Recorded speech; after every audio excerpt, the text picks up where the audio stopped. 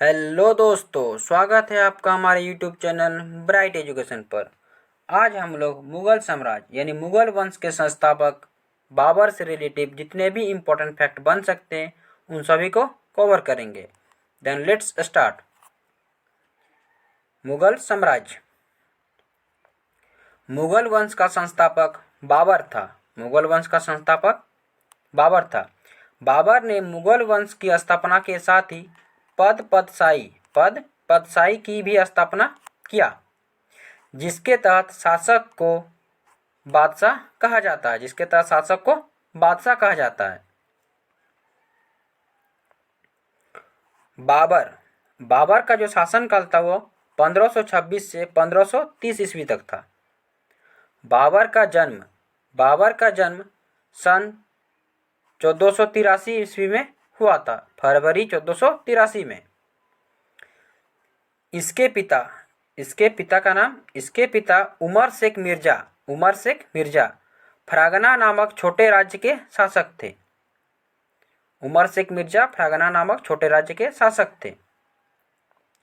बाबर ने 1507 ईस्वी में बादशाह की उपाधि धारण की। बादशाह की उपाधि धारण करने वाला पहला तैमूर शासक बाबर ही बना। बादशाह की उपाधि धारण करने वाला पहला तैमूर शासक बना। नेक्स्ट है, बाबर के चार बेटे थे। उनके नाम हुमायूं, हिंदाल, कामरान और अस्करी, ये चार नाम हैं। इनमें से सबसे प्रतापी राजा हुमायूं बना। बाबर ने भारत पर 5 बार आक्रमण किया था।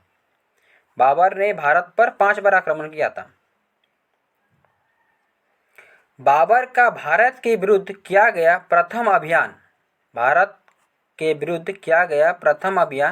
1519 ईस्वी में यूसुफ जाई जाति के विरुद्ध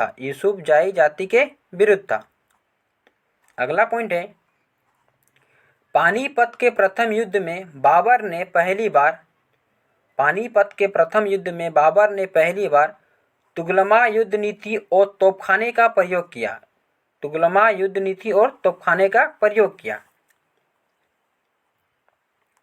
उस्ताद अली एवं मुस्तफा बाबर के दो प्रमुख निशानेबाज थे, जिसने पानीपत के प्रथम युद्ध में भाग लिया। पानीपत का प्रथम युद्ध बाबर और इब्राहिम लोदी के बीच 1526 ईस्वी में हुआ। इब्राहिम लोदी मध्यकाल का प्रथम शासक था जो युद्ध स्थल में मारा गया। इसके साथ उसका मित्र ग्वालियर के राजा विक्रमादित्य भी युद्ध स्थल में मारा गया। पानीपत के प्रथम युद्ध में बाबर विजयी हुआ। अगला पॉइंट है हमारा, बाबर को अपनी उदारता के लिए कलंदर की उपाधि दिया गया। कलंदर की उपाधि बाबर को मिला। खानवा युद्ध में बाबर ने राणा सांगा के खिलाफ जिहाद का नारा लगाया। किसका नारा? जिहाद का नारा लगाया।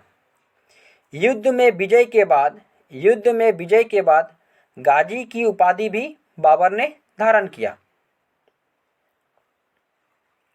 30 जून 1528 ईस्वी को जहर देने के कारण राणा सांगा की मृत्यु हो गई। 1528 में उसकी मृत्यु हो गई। करीब 48 वर्ष की आयु में 26 दिसंबर 1530 ईस्वी में आगरा में बाबर की मृत्यु हो गई। यानी 1530 में बाबर की भी मृत्यु हो गई। प्रारंभ में बाबर के शव को आगरा के आरामबाग में दफनाया गया, परंतु बाद में काबुल में उनके द्वारा चुने गए स्थान पर दफनाया गया। यानी इसको 2 जगह पर दफनाया गया था। बाबर की मातृभाषा तुर्की थी, लेकिन वह अरबी और फारसी का भी अच्छा ज्ञाता था। तुर्की के साथ फारसी का भी ज्ञाता था। बाबर ने अपनी आत्मकथा, इसकी आत्मकथा का नाम क्या था? बाबरनामा। यानी बाबर ने अपनी आत्मकथा बाबरनामा को लिखा, जिसका अनुवाद बाद में फारसी भाषा में अब्दुल रहीम खान खाना ने किया। फारसी में अनुवाद अब ये जो है एक डाउट वाला क्वेश्चन है। चार बाग बनाने की परंपरा की शुरुआत जो है अकबर के समय हुआ था। बाबर को मुबय्यान नामक पदशैली का भी जन्मदाता माना जाता है। बाबर को मुबय्यान नामक पदशैली का भी जन्मदाता माना जाता है। बाबर का उत्तराधिकारी कौन बना ना, हुमायूं। इसके बारे में नेक्स्ट क्लास में देखेंगे हम लोग। अब हम लोग देखेंगे बाबर द्वारा लड़े गए प्रमुख युद्ध। बाबर का प्रमुख 4 युद्ध है। पहला है पानीपत का प्रथम युद्ध। पानीपत का प्रथम युद्ध सन 1526 ईस्वी में इब्राहिम लोदी और बाबर के बीच हुआ था, जिसमें बाबर विजयी हुआ था। नेक्स्ट है हमारा खानवा का युद्ध। यह युद्ध सन 1527 ईस्वी में राणा सांगा और बाबर के बीच हुआ था, जिसमें बाबर विजयी हुआ। नेक्स्ट है हमारा चंदेरी का युद्ध।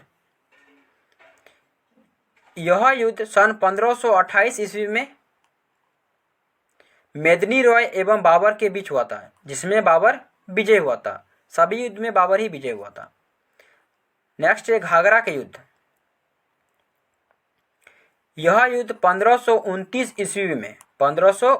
ईस्वी में अफगान और बाबर के बीच हुआ था। इसमें भी बाबर ही विजय हुआ था, यानी चारों युद्ध में बाबर ही विजय हुआ था। अब हम लोग एक ऑब्जेक्टिव क्वेश्चन देखेंगे और ये क्वेश्चन आप लोग के लिए होगा। क्वेश्चन है हमारा, खानवा का युद्ध कब हुआ था? Option A 1526, option B 1527, option C 1528, option D 1529। इसका आंसर आप लोगों को कमेंट करना है। आई होप गाइस आप लोग ये वीडियो अच्छा लगा। मिलते हैं नेक्स्ट वीडियो में। थैंक्स।